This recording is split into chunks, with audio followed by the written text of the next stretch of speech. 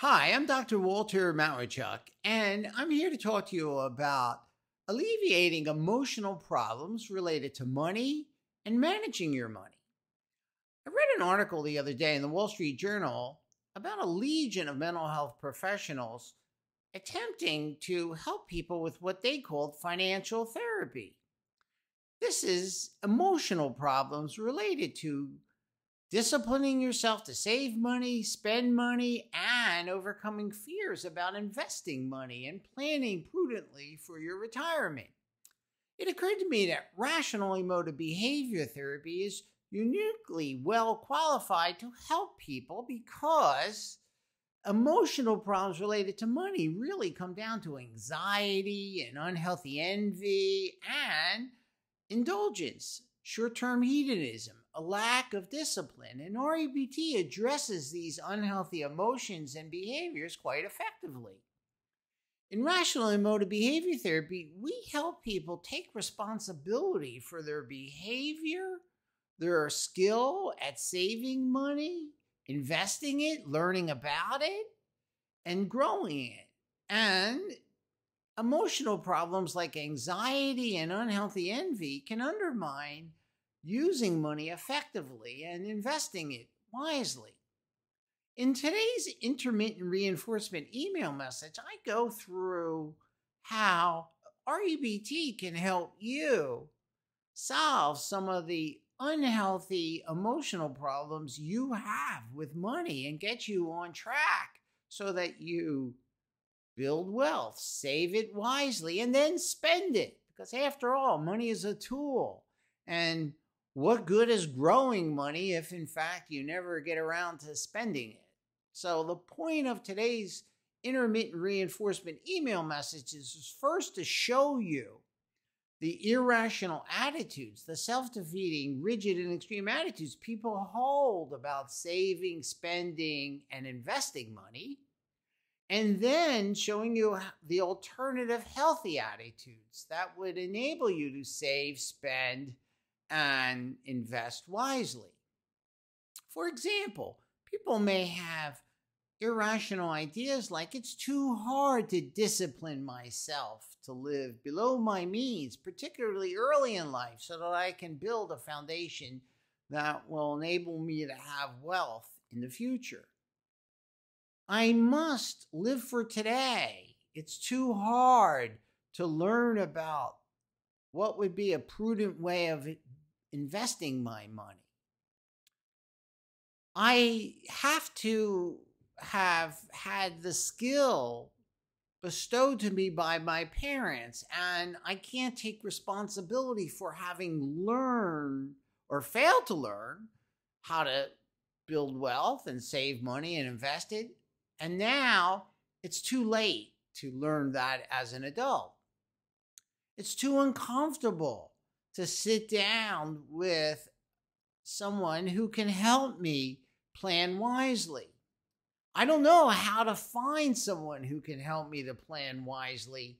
I can't trust anyone. I need a guarantee that anybody I sit down with will serve me well. In today's intermittent reinforcement email message, I talk to you about what's called fee-only planning, which has certain advantages associated with it, whereby you work with a professional who you pay only for their time and thereby avoid certain conflicts of interest.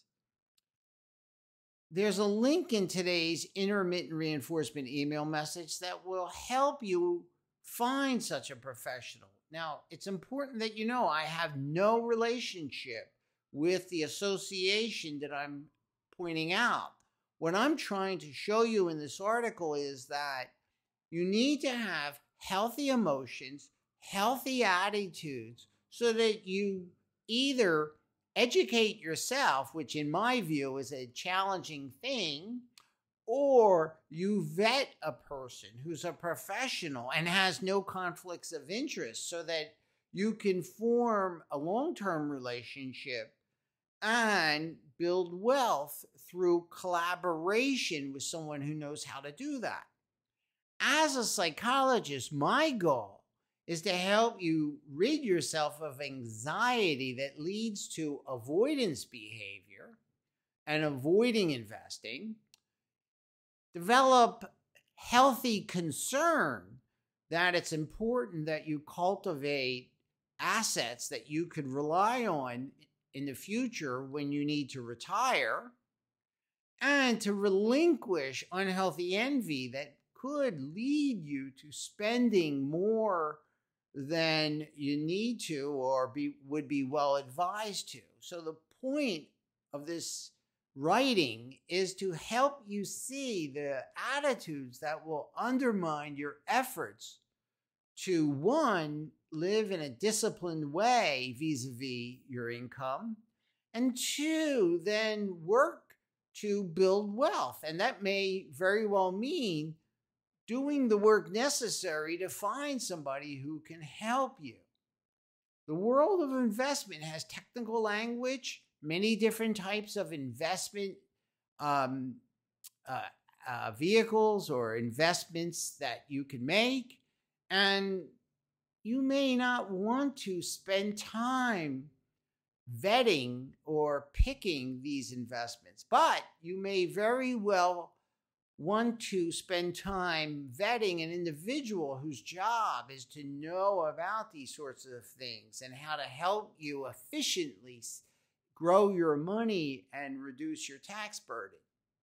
So as a psychologist, what I do when I engage in what might be called or referred to as financial therapy is deal with the emotional and behavioral problems that will undermine your effective efforts with money. It's very important to have concern because the future will eventually come, and it's in your best interest to start early saving money, investing money, and building wealth.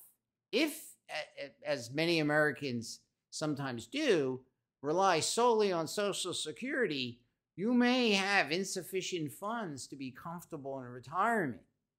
So therefore, it's important that you be self-responsible and pursue building assets that you can rely on and use in the future. In today's intermittent reinforcement, I also cover the anxiety that some people who have money then feel when it goes to spending it down. As I like to say, you can't pad your coffin with $100 bills, or if you do, there's no good sense to doing so. And at some point, you're going to want to prudently and scientifically spend down that income that you have acquired, that savings and investment income, so that you can begin to enjoy the fruits of your labor. So what I'm advising you do is go through the intermittent reinforcement email message. It's a long one, but I really tried to cover this important topic thoroughly, and find some of the rigid and extreme attitudes that may resonate with you. And then look at the alternative healthy attitudes that I suggest that you could use. Please bear in mind that it's in your best interest not to down yourself for lacking knowledge or not having saved money or invested it, not down your parents for not having included you in money management discussions or educating you on investing. Blaming other people will not serve you well. What will serve you well is to have a healthy attitude towards the current circumstances that you face, your current financial situation, and then to go from there with fueled by the motivation that follows from healthy concern. I think concern is one of the healthiest emotions that you could feel when it comes to money, because it will enable you to save it, spend it, invest it, rather than playing it too safe. One can play it too safe and they run a risk of inflation degrading the value of their money. So people might think that they need certainty when it comes to investing and that therefore playing it safe is the solution. But that can be very self-defeating, particularly in an era when inflation can run considerably more than 3%.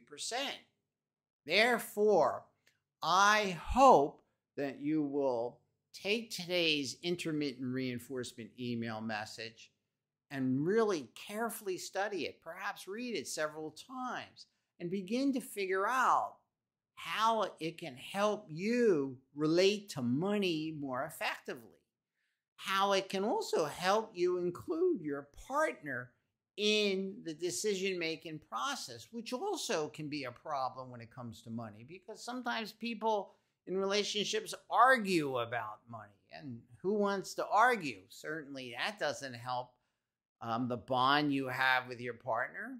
We also want to discuss in this article and show you how, if you carry debt, you want to address that. So there are many aspects of self-defeating behavior that are covered in today's intermittent reinforcement email message. And I strongly encourage you to learn how to take calculated risks when it comes to saving and investing, because there's no reason why risk can't be managed. It can be managed by prudently allocating your investment dollars across different assets and thereby benefit and grow your money wisely. As a psychologist, I'm not in a position to advocate specific investments, nor am I in a position to endorse any particular individual or association. What I'm trying to do is encourage you to take responsibility for your behavior, for the education you need, and so that you can ensure your financial future. Good luck.